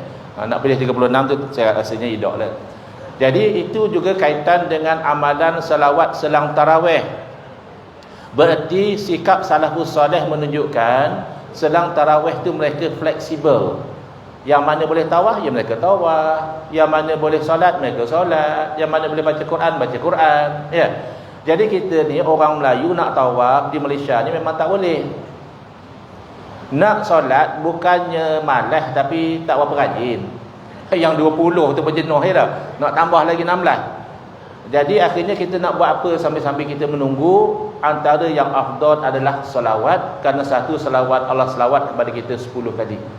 Kalau tak mahu pun jangan kacau orang lain. Kamu tak mahu selawat, kamu istighfar. Tak mahu istighfar, kamu baca ke Allah. Itu waktu rehat. Maka ada keluasan apa amalan baik kita nak buat. Jadi jangan bergaduh bab selawat selang tarawih. Yang dari bahasa Amai teruskan, ahabul a'mali ilallahi adwamuha wa in qalla. Sekasih-kasih amalan kepada Allah yang paling berkekalan walaupun sedikit. Orang yang rajin selawat sepatutnya dalam hadis, seluruh waktu yang kita ada lapang kita gunakan untuk selawat. Itu yang sepatutnya. Tapi oleh kerana kita ni macam-macam kerja, nak tengok WhatsApp pun dah berapa lama, nak tengok live Facebook pun lama dah. Akhirnya selawat selang tarawih pun nak bergaduh juga, tak tahu lah bila nak selawat. Apa dalil selawat? Itu innallaha malaikatahu yusalluna 'alan nabi dan seterusnya. Dalil itu umum. Nak selawat sebelum tarawih boleh, selang tarawih boleh, lepas tarawih boleh, masa memandu boleh, masa tunggu makan boleh. Yang melarang kena bawa dalil. Kalau ada orang kata mana boleh selawat selang tarawih, orang tu kena bawa dalil. Dan tak ada dalil. Ya. Wallahu a'lam. Assalamualaikum Ustaz. Waalaikumsalam. Saya ada 6 soalan. Baik. Saya beri satu lah. Yang pertama, masjid menanjurkan suatu pertandingan seumpamanya pertandingan berjanji. Apakah boleh hadiah pertandingan dibeli daripada wang yuran atau bayaran masuk daripada penyertaan kumpulan-kumpulan yang mencari pertandingan? Itu soalan pertama. Baik, secara umumnya kalau ada pertandingan, wang hadiah tu tak boleh diambil daripada apa yang dibayar oleh peserta, kerana dia akan ada elemen perjudian di situ. Lawan bola ke apa ke kan kutip-kutip yuran, ya boleh kutip yuran sebab nak sewa padang, ya, nak bayar pengadil, nak apa, ya boleh. Tapi bila diberikan hadiah tu jangan ambil duit tu. Tapi nak buat macam mana? Carilah duit daripada pihak ketiga. Ya, pihak ketiga yang menyumbangkan hadiah tu boleh. Jadi peserta bayar yuran juga. Mungkin pasal nak buat minuman sikit, dia nak buat jamuan. Tapi hadiah ambil daripada, bukan daripada duit peserta. Duit pihak ketiga mungkin cari sponsor dan sebagainya. Wallahu a'lam. Okay, Ustaz. Soalan kedua, isu penyelesaian amalan masjid mengikut ahli sunnah wal jamaah ini boleh diselesaikan dengan baik, mengenakan temuduga juga terhadap jawatan kuasa masjid sebagai temuduga tauliah imam-imam bila-bila dan guru takmir masjid. Soalannya, adakah maik melaksanakannya? Temuduga kepada apa jawatan kuasa masjid? Wallahu alam, saya tak pasti. Setakat pengalaman saya diminta jadi penemuduga, hanya kan temuduga tauliah mengajar ada, temuduga nak jadi imam ada, temuduga nak jadi pengerusi saya tak pernah lagi. Kok ada saya tak tahulah. Tapi tak pernah. Tapi elok juga kerana pengerusi ni dia main peranan yang penting, ya. Kalau pengerusi tidak hati-hati, boleh jadi masjid tu akan berubah daripada pegangan ahli sunnah wal jamaah kepada pegangan lain. Bukan niat pengerusi macam itu, tapi pengerusi tengok saya nak ambil penceramah tu lah, bagus dia, seronok dengar dia ngajar. Kadang seronok dengar tu tapi tak perasan isinya tu bercanggah dengan ahli sunnah wal jamaah. Jadi bila dah bawa masuk, dah ada yang terpengaruh, nak rawat tu susah. Jadi elok juga ya kalau pengurusi pun ditemuduga ataupun sekurang-kurangnya dibuat kursus ya. Kursus panduan untuk pengurusi dan jawatan masjid supaya mereka faham, oh macam ini rupanya ahli sunnah wal jamaah, kalau rupa ini tidak. Wallahu a'lam. Terima kasih Ustaz. Soalan nombor 3. Apakah pendapat Ustaz berkenaan pertingkaran yang berlaku di negara jiran berkaitan kesahihan keturunan para Habib, sedangkan Nabi tidak ngasih semua zuriat bagi dia sallallahu alaihi wasallam? Baik. Salah satu daripada ciri-ciri sikap jahiliyah adalah at-ta'nu fil ansab, iaitu mempertikaikan nasab keturunan orang lain ya. Itu adalah satu ciri perangai orang jahiliyah. Maka kita tidak sepatutnya terlibat ya dengan perkara sebegini, kerana berpertikaikan nasab orang lain ini tanpa satu bukti ini boleh membawa kepada banyak implikasi ya. Seolah-olahnya qaza, seolah-olahnya menuduh maknya itu berzina dan sebagainya. Jadi kalau semata-mata dia merasakan ada kelonggaran daripada sudut orang ni tak pasti siapa, tidak menjadi satu justifikasi untuk mempertikaikan nasab yang telah diterima disepakati sekian lama ya. Dengan tidak kita juga memperingatkan bahawa yang maksum adalah Nabi sallallahu alaihi wasallam, adapun habaib keturunan Nabi tidak maksum. Berarti keturunan Nabi juga boleh tersalah, tersilap, terpengaruh dengan fahaman yang tak betul, boleh berlaku. Namun begitu, atas dasar kasih kepada Nabi SAW, kalau ada kesilapan, kejanggalan yang dilakukan oleh habaib, maka kita wajib membenci kesilapan dan kejanggalan tanpa membenci batang tubuh mereka ya. Contoh yang mudah, na'udzubillah, kalau anak keturunan kita sendiri ditakdirkan buat benda yang salah ya, bergelumang dengan maksiat misalnya ya. Adakah kita benci anak kita atau kita berharap dia berubah jadi baik? Pasti kita berharap dia nanti berubah jadi baik. Maka lebih aula kita begitu dengan keturunan Nabi SAW. Kalau ada habaib yang silap tingkah lakunya, silap pendiriannya, kita benci kepada kesilapan itu, kita tolak. Tapi jangan kita benci pada zuriat keturunan Nabi SAW. Apatah lagi sampai mempertikaikan zuriat keturunan Nabi SAW. Wallahu a'lam. Tapi bagi saya, kalau kita di sini tidak ada polemik itu, kita tak perlu import ya polemik yang berlaku di negara jiran masuk ke negara kita. Tak ada keperluan. Mereka mungkin ada di sana krisis antara sebahagian habib dengan sebahagian kiai, membawa kepada polemik tersebut. Wallahu a'lam. Terima kasih Ustaz. Seterusnya soalan nombor 4. Soalan ini saya nampak sama dengan soalan nombor 5. Boleh gabung lah kalau sama. Saya cuba bagaimana untuk mendarikan barang-barang yang diwakafkan di masjid, contoh telekung, segala lama dan barang yang tidak boleh dimanfaatkan lagi. Soalan yang kedua pula, bagaimana cara memputuskan aset-aset masjid mengikut syarat? Contohnya masjid ada meja rumput lama yang sudah uzur, adakah boleh dijual dan diserahkan kepada pihak yang dapat manfaatnya? Baik, asal wakaf ni maksudnya terhenti ya.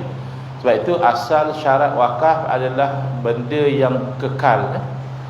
Jadi supaya manfaatnya itu berkekalan.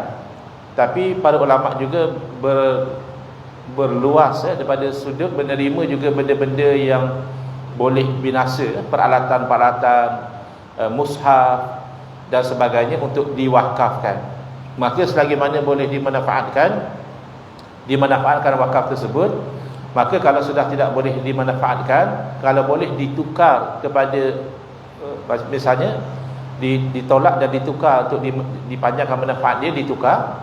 Ataupun kalau tidak boleh juga, memang terpaksa dilupuskanlah. Contohnya di wakaf telekung, dah hancur dah telekung tu, nampak macam mana? Dah digigit anak-anak misalnya, terpaksa dilupuskan. Itu dah luar daripada kawalan. Tapi selagi mampu, kena dijaga harta wakaf. Dan satu benda yang kadang mungkin masyarakat tak perasan, dia buat harta wakaf macam harta dia. Sejadah tu dia wakaf ke masjid.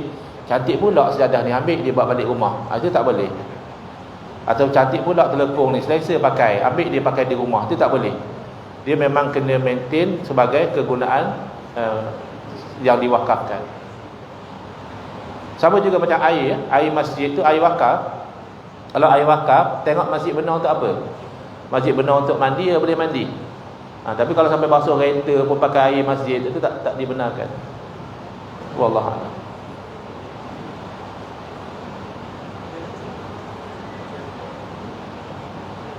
Okey Ustaz, soalan yang kelima.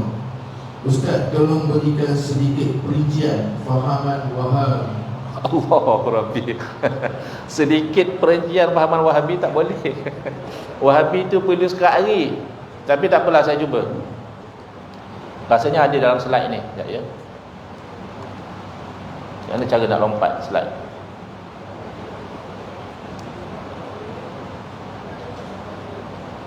Baik, Wahabi ni dia nisbah kepada Muhammad bin Abdul Wahhab ya.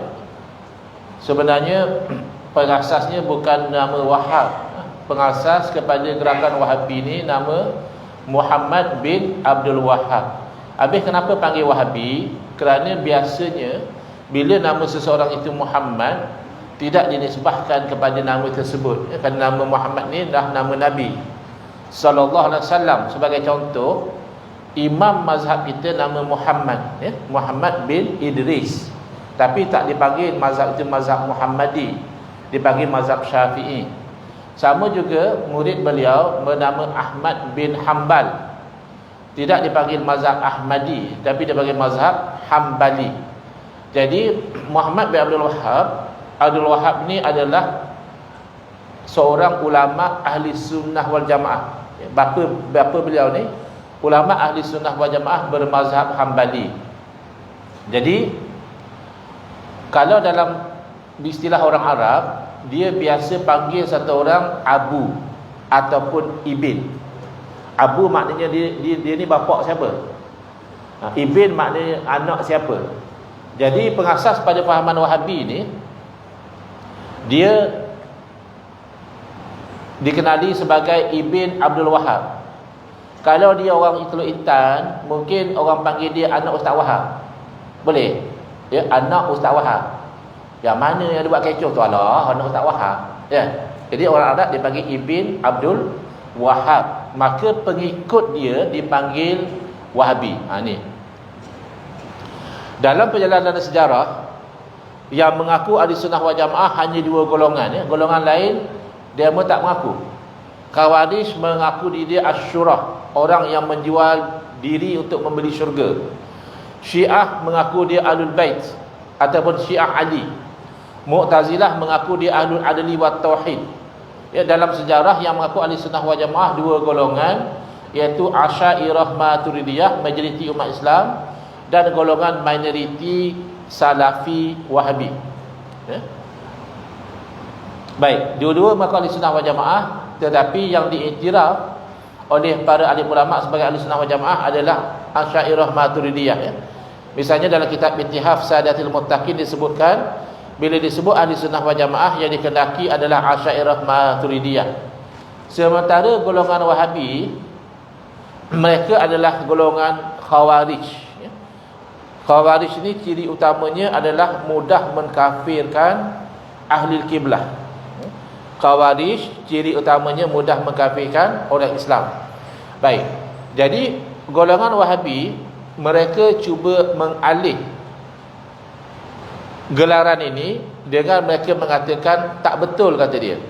Memang Wahabi itu sesat, tapi Wahabi yang sesat itu bukan kami. Wahabi yang sesat itu adalah Khawarij awal dahulu, iaitu nisbah kepada Abdul Wahhab bin Rustum ya, 211 Hijrah. Dia memang Khawarij sebab dia mengkafirkan orang Islam yang buat dosa. Kita ahli sunnah wal jamaah, buat dosa tu tak baik, tapi semata-mata buat dosa, tak adalah terus jadi kafir. Minum arak, berdosa tak? Berdosa. Adakah minum arak jadi kafir? Tidak. Kecuali dia kata minum arak halal, tu dia akan jadi kafir. Tapi Khawarij tidak, minum arak tu dah jadi kafir dah.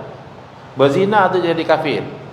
Kemudian Khawarij yang Abdul Wahab bin Rustum ni, mereka memberontak terhadap pemerintah umat Islam. Dan memang nama beliau Abdul Wahab. Jadi logiklah pengikut dia Wahabi. Ini adalah pengeliruan.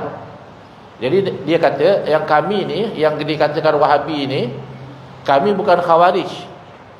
Sebab kami tak kafirkan orang Islam yang buat dosa. Wahabi tak kafirkan orang minum arak. Wahabi tak kafirkan orang berzina. Jadi kami bukan Khawarij. Yang kedua, kami yang dituduh Wahabi ni, kami tak memberontak lawan pemerintah. Kami suruh orang taat kepada pemerintah. Jadi kami bukan Khawarij. Dan yang mengasaskan kefahaman ataupun gerakan kami ni, nama beliau adalah Muhammad, bukan Abdul Wahab. Jadi sepatutnya kami ni Muhammadi. Ini adalah pengeliruannya. Realitinya adalah Wahabi yang sekarang ni, yang diasas oleh Muhammad Abdul Wahab pun Khawarij. Bahkan lebih parah lagi, kalau Khawarij silam mengkafirkan orang Islam yang buat dosa, Wahabi iaitu Khawarij moden mengkafirkan orang Islam yang tak buat dosa. Orang Islam yang mengamalkan tawassul, ya, yang mengamalkan tabarruk ambil berkat. Orang Islam yang mengamalkan istighasah, misalnya dia kata aghithna ya Rasulullah, wahai Rasulullah tolonglah kami. Ini dikafirkan oleh Wahabi. Sedangkan istawassul, tabarruk dan istighasah itu perkara yang masyru', yang dibenarkan. Kalau Khawarij yang dulu, dia kafirkan orang buat benda haram. Ya, kamu minum arak, kamu kafir. Kamu berzina, kamu kafir. Wahabi tidak begitu. Wahabi daripada sudut tu sama macam kita, sekadar minum arak berdosa tapi tidak jadi kafir. Dia berzina, dia berdosa besar tapi dia tak jadi kafir. Tapi dalam sudut yang lain, yang tak haram pula dikafirkan, iaitu yang selalu diisukan oleh Wahabi, tawassul, ya. Tawassul ni macam kita berdoa, ya Allah dengan berkat Nabi-Mu. Itu tawassul lah. Ataupun ya Allah dengan kemuliaan Syekh Abdul Qadir Jalani. Itu namanya tawassul, ya. Dan itu dibenarkan. Wahabi mengisukan. Ambil berkat pun Wahabi mengisukan. Dia kata hanya boleh ambil berkat dengan Nabi je. Dengan orang soleh lain pada Nabi tak boleh. Kemudian istighasah hanya boleh dengan orang hidup. Kalau Nabi tak boleh lah, Nabi dah wafat. Wali-wali yang dah meninggal pun tak boleh. Di sisi kita hidup mati tak ada beza. Kalau kamu minta secara hakikat, orang hidup pun tak boleh. Yang boleh tolong secara hakikat Allah saja. Kalau kamu minta tolong secara asbab, orang mati sebab pertolongan, iaitu melalui doa mereka.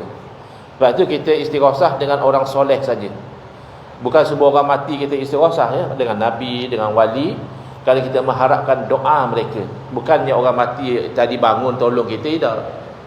Ya, doa di alam ruh itu diperkenankan oleh Allah Ta'ala. Ya. Kemudian memberontak terhadap pemerintah umat Islam, memang, ya, Wahabi pernah memberontak zaman Khilafah Utsmaniyah. Pengasas Wahabi Muhammad bin Abdul Wahab bersekongkol dengan Muhammad bin Saud menyerang tentera-tentera Khilafah Utsmaniyah dan merampas kuasa di Makkah dan Madinah. Terpaksa Sultan Khilafah Utsmaniyah menghantar tentera dari Mesir untuk mengambil semula kekuasaan di Makkah dan Madinah. Jadi kalau kata mereka tak memberontak tu tak betul. Ya. Kemudian nama ni kelakar lah, setelah sebut tadi. Walaupun nama Muhammad tak semestinya Muhammadi, ya.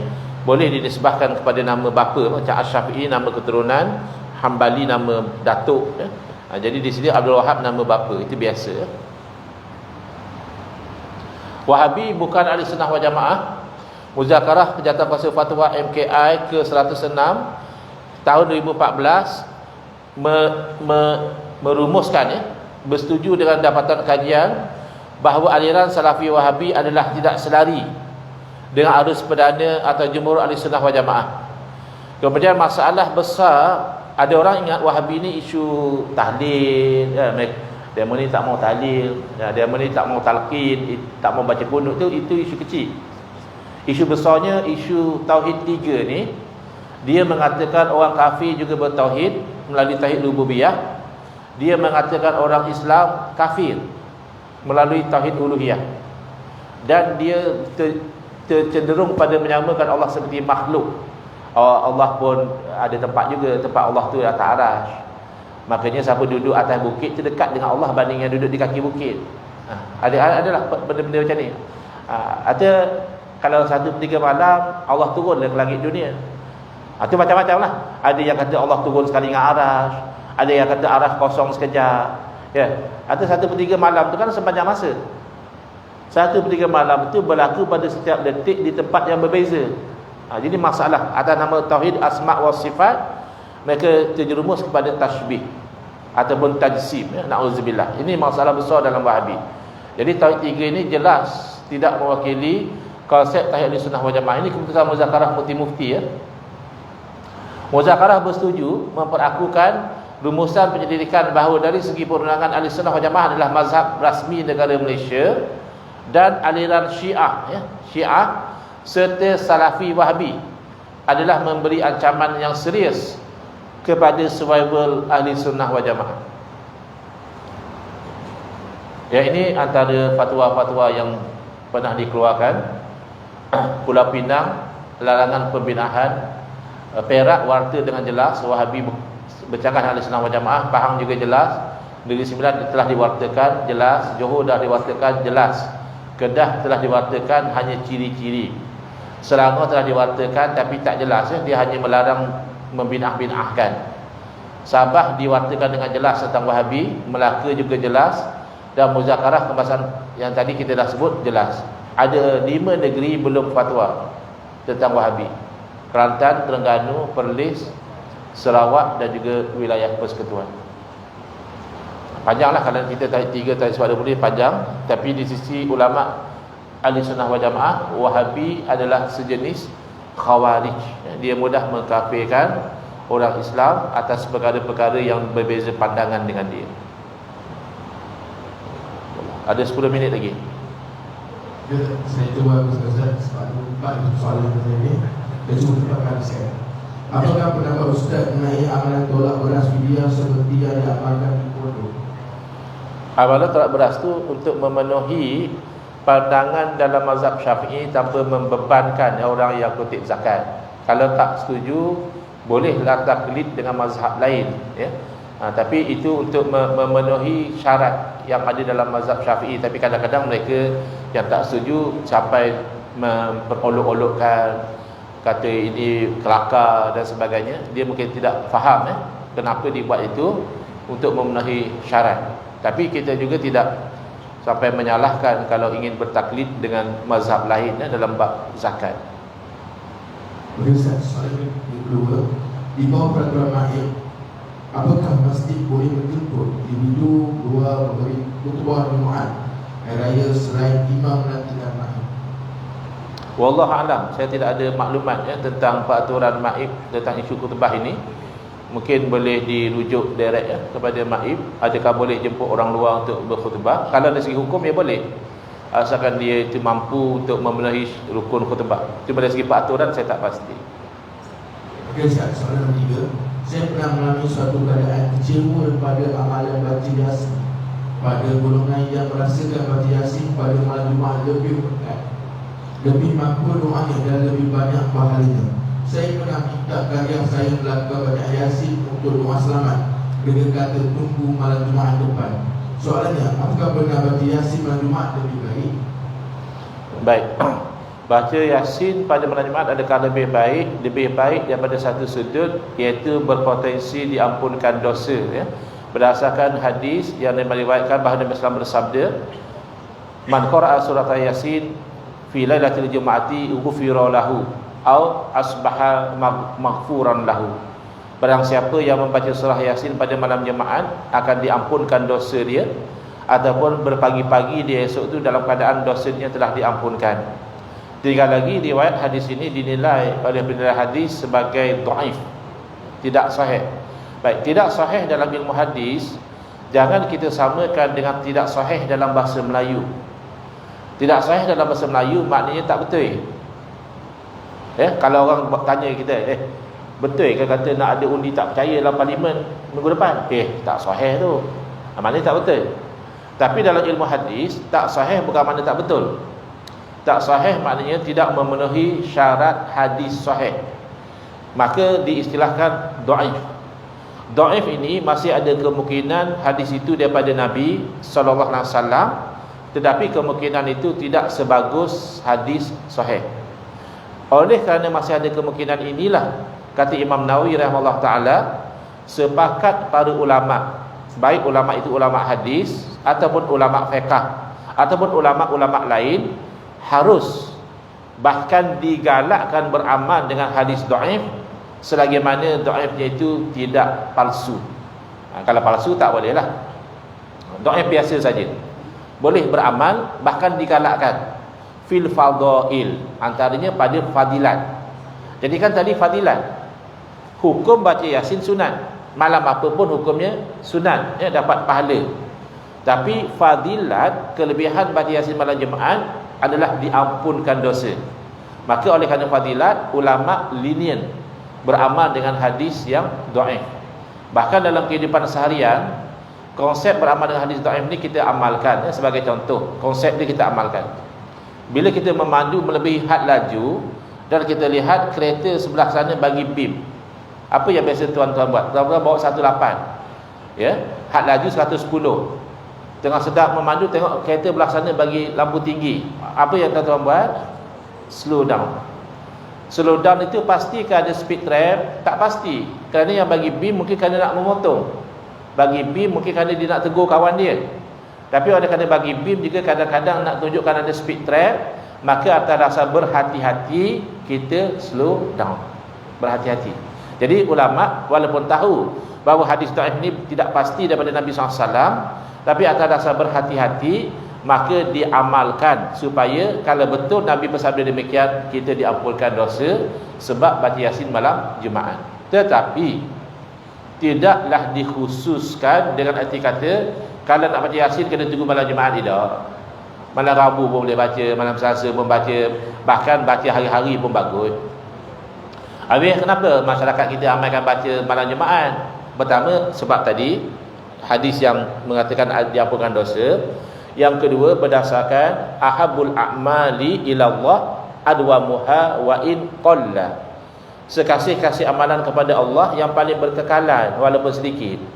Sedikitlah baca Yasin seminggu sekali, memalas benar, bacalah hari-hari, apa salahnya? Kira sangat ke? Tapi walaupun sikit, kita istiqamahkan, kot-kotlah termasuk dalam sekasih-kasih amalan, kerana istiqamah. Tapi janganlah sampai strict sangat. Oh, tak boleh ceramah ni, tak boleh pasal kita baca, kita hanya baca Yasin je malam Jumaat. Tidaklah sampai macam itu. Ada dah ustaz tu mari daripada jauh, mari daripada luar negara, malam Jumaat tu jadi free, apa salahnya bagi laluan? Balik rumah bacalah Yasin. Tidaklah sampai strict mesti asal Jumaat, malam Jumaat kena baca Yasin, atau baca Yasin mesti malam Jumaat, tidak semestinya. Ya, wallahu a'lam. Okey Ustaz, soalan terakhir. Satu Ustaz, boleh atau tidak mengambil wang kutipan pengajian muslimah untuk sumbangan jamuan program sambutan Islam Miras di masjid? Baik, apa-apa saja sumbangan, secara asas konsepnya hendaklah dibelanjakan mengikut tujuan ianya disumbangkan. Tak boleh digunakan untuk tujuan selain daripada ia disumbangkan. Nak tahu tujuan disumbangkan, sama ada dinyatakan dengan jelas ataupun mengikut uruf, kebiasaan. Jadi misalnya dah dinyatakan jelas, ini kotak sumbangan untuk tujuan umum misalnya. Jadi tujuan umum tu apa? Jamuan makan, ya, buat kelas. Tapi kalau ditetapkan di situ ini sumbangan khusus untuk anak yatim, maka untuk buat jamuan tak boleh. Ataupun ini khusus untuk bayar kelas pengajian, maka untuk jamuan makan tak boleh. Jadi kena cek balik yang buat kutipan tadi, dia sebagai apa? Adakah ini untuk kelas pengajian dan tujuan-tujuan lain misalnya? Boleh. Tujuan lain yang dipikirkan sesuai oleh AJK, boleh. Tapi kalau yang betul-betul spesifik, ini untuk tujuan ini sahaja, maka untuk tujuan itu sahaja. Maka kalau untuk yang jenis macam beli kapet dan sebagainya, elok diberitahu sekiranya ada lebihan yang menderma diminta menghalalkan untuk AJK guna bagi tujuan lain. Sebab kadang-kadang harga kapet dah tetap, yang derma banyak. Jadi masalah kita nanti sebab tujuannya hanya untuk beli kapet. Jadi elok kalau tujuan macam itu dimaklumkan awal, sekiranya ada lebihan, perinfak redha ia digunakan untuk tujuan-tujuan lain yang ditetapkan oleh AJK misalnya, itu lebih jelas lagi. Tapi kalau saya asal, derma sumbangan dibelanjakan atas tujuan apa yang disumbangkan. Wallahu a'lam. Silakan tuan. Tuan, ini mengenai pentakbiran agama masjid. Saya AJK bendahari masjid sejak kecil, saya sudah lama tak tahu. Tuan, saya pendapat saya, apa yang saya tahu, setiap masjid ke surau ke ibadat ada politik tersendiri. Sebab AJK ada orang dan macam-macam pengurusi mari, pengurusi pergi dan sebagainya. Masjid kita pun ada ini macam masalah. Tapi kita telah pun melalui itu semua. Ada yang suka, ada yang suka. Soalan saya, Jabatan Agama Islam Malaysia di Kelantan, alhamdulillah banyak bagus, Ustaz Jamil, ya, cukup bagus, lagu dulu semua. Tapi mereka telah meriksa masjid kita dan masjid lain, Sungai Kerawang ke Pemerintahan juga. Sebab masjid-masjid ada apa imam, dua orang tak ada kerja, satu orang ada solat. Ada itu atau ini betul kita betul. Lagi pun ada unsur politik tempatan dalaman. Saya bercadang Jabatan Agama akan membuat spot check, buat penguasaan dalam masjid. Tengok kau, tengok imam macam mana, apakah tauliah imam itu ke, apa AJK. Ramai terhadir meeting. Kita memang ada 15 AJK meeting, hanya 6 orang lagi. Undang-undang kata 3 kali Januari buat apa juara tauliah restoran. Itu apa? Dalam meeting pun ada orang cakap kasar. Itu hukum Allah. Kita suara macam takut dengan Perdana Menteri. Ini hukum Allah. Kita kerja untuk Allah. Kita kerja untuk pahala. Saya bawa Jabatan Agama. Mari kita setiap masjid ke surau ke di bawah daerah mereka, kuasa mereka buat cek. Ini adalah kebaikan rumah dan kebaikan tempat ibadat. Supaya ada manusia ada ego, manusia ada masing-masing ada hawa nafsu, mau kuasa macam-macam. Ini saya merayu Jabatan Agama Islam turun badan dan selesaikan masalah, dan tidak ada meeting AJK, mari hadir. Satu meeting dulu Khairani, Puan Khairani ada hadir. Lepas itu saya ternampak satu pegawai pun hadir dalam masjidnya AJK. 30 tahun lebih. Saya bercadang Jabatan Agama Islam turun badan. Tengok apa berlaku dalam akal bumi sana. Sekian terima kasih. Baik, alhamdulillah ada cadangan yang diberikan kepada Jabatan Agama Islam. Jadi yang daripada Jabatan Agama Islam mungkin boleh ambil take note. Baik, saya sampai jam 12 saya ada program di Kuantan pada malam ni. Jadi saya akan segera bergerak.